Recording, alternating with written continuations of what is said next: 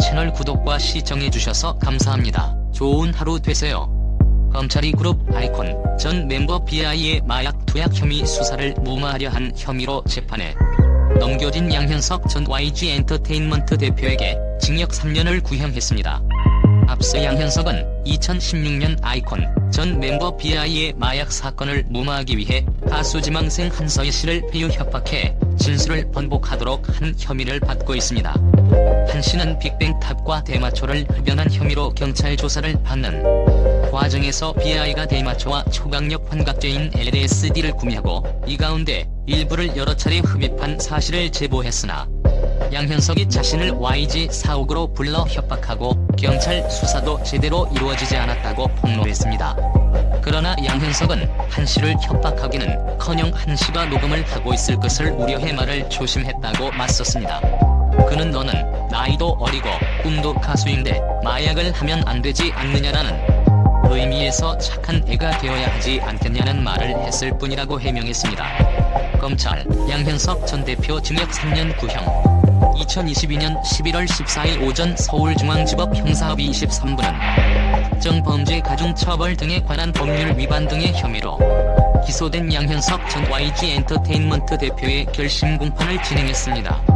이날 결심 공판에서는 검찰의 구형과 변호인의 최종 의견, 양현석 전 대표 등의 최후 진술 등이 이루어졌습니다.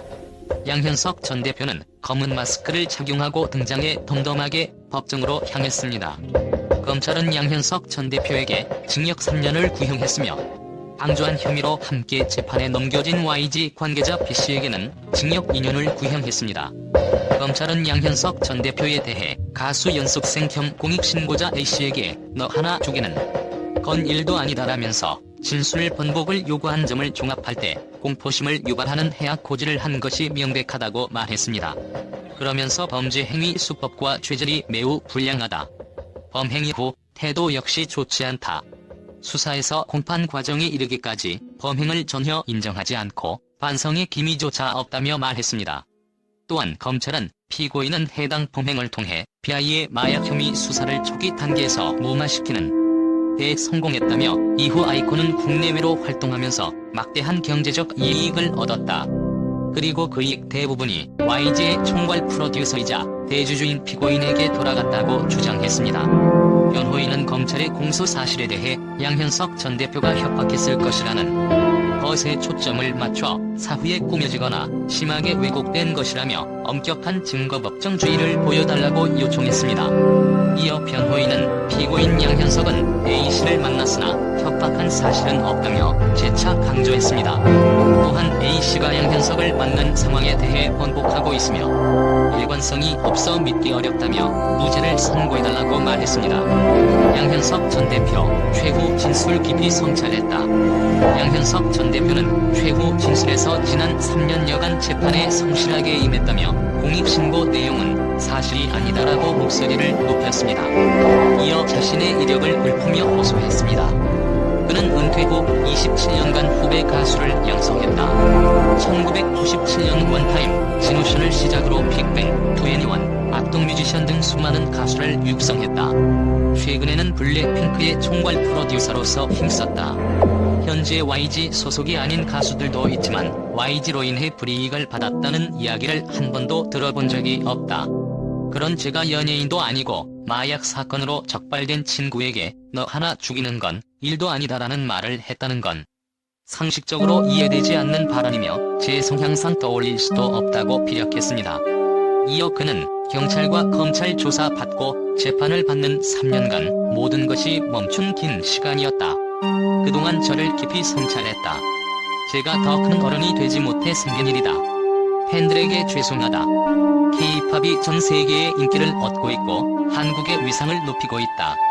부디 그들에게 저의 작고 미진한 힘이나마 보탤 수 있도록 현명한 판결을 해달라고 최후 진술을 마쳤습니다.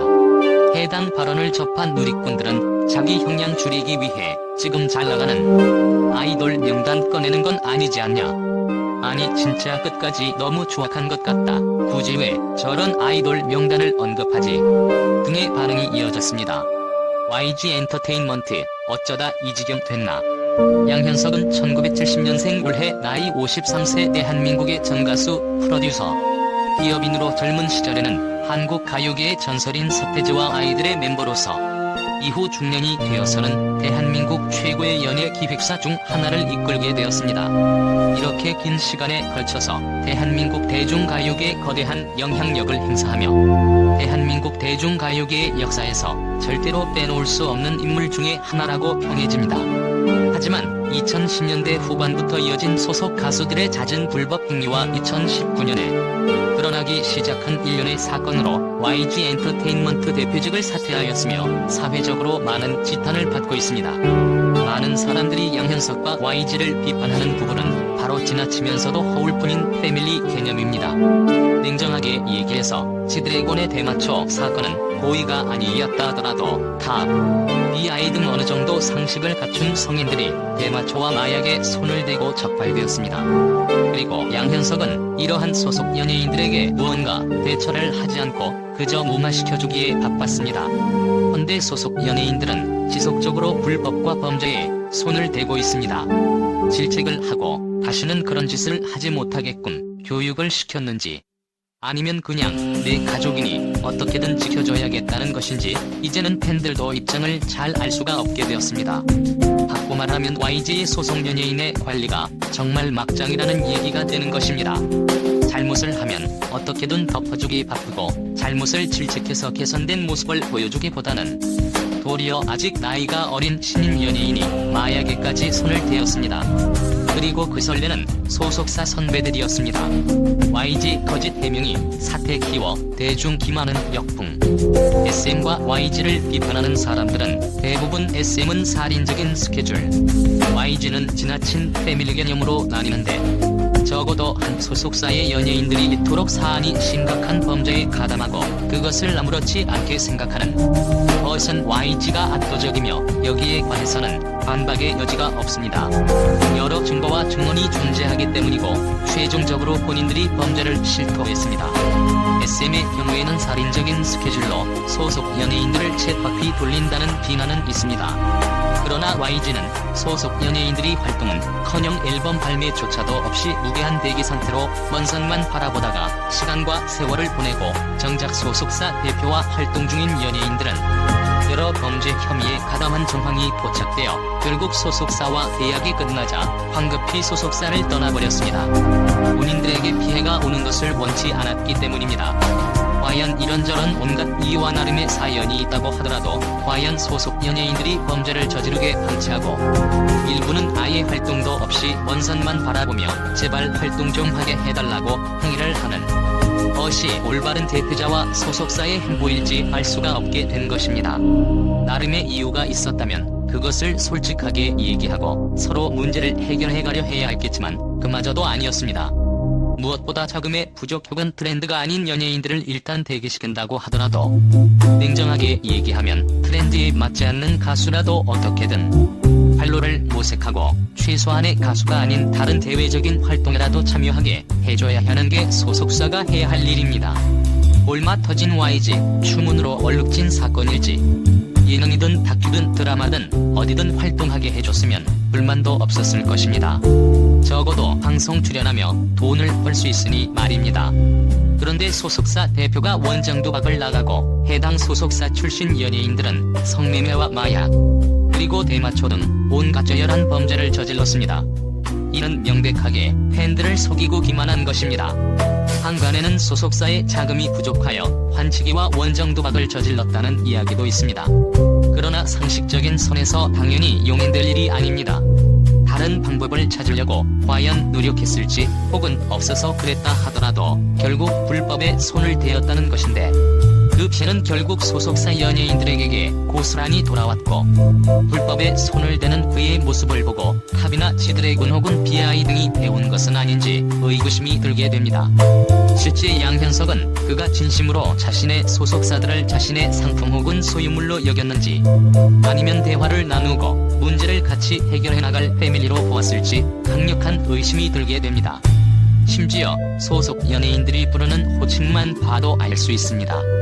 SM 엔터테인먼트 연예인들은 이수만을 선생님이라고 부르고 JYP 엔터테인먼트 소속 연예인들은 90년대생은 박진영을 PD님이라고 소소하게 호칭하고 80년대생들은 아예 진영이 형, 오빠라고 부릅니다. 저 정도까진 아니더라도 다른 소속사의 연예인들도 그냥 대표님, 사장님 선에서 부르는 것으로 그치는 반면 YG 엔터테인먼트는 소속 연예인들에게 회장님이라고 불리는 것만 봐도 소속 연예인들을 어떻게 대우하는지 딱 봐도 답이 나옵니다. 채널 구독과 시청해주셔서 감사합니다. 좋은 하루 되세요.